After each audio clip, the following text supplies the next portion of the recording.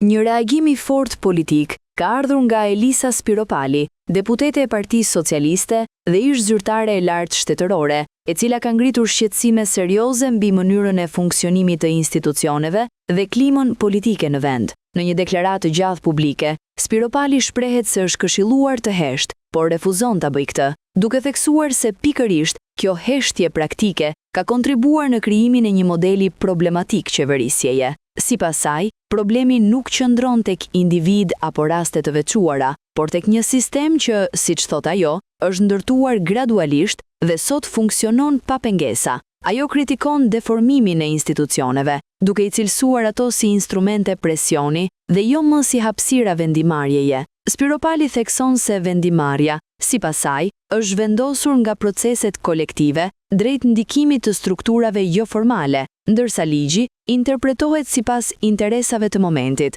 Ajo paralajmëron se ky model rrezikon të kthejë shtetin në një mekanizëm kontrolli dhe presioni ndaj qytetarëve, bizneseve dhe mediave. Një tjetër shqetësim i ngritur prej saj është ajo që e quan drejtorokraci, ku administrimi i institucioneve bazohet më shumë në besnikëri sesa në merit, duke zëvendësuar, sipas saj, politikën e mirëfillt. Në këtë kontekst, Spiropali e paraqet qëndrimin e saj si një thirrje për reflektim dhe ndryshim brenda Partisë Socialiste, duke theksuar nevojën për më shumë llogaridhënie dhe rikthim tek parimet mbi të cilat është ndërtuar kjo forcë politike. Ajo përfundon duke nënvizuar se kjo nuk është një çështje personale, por një domosdoshmëri për të përmirësuar mënyrën e funksionimit të shtetit dhe për të rikthyer besimin e qytetarëve.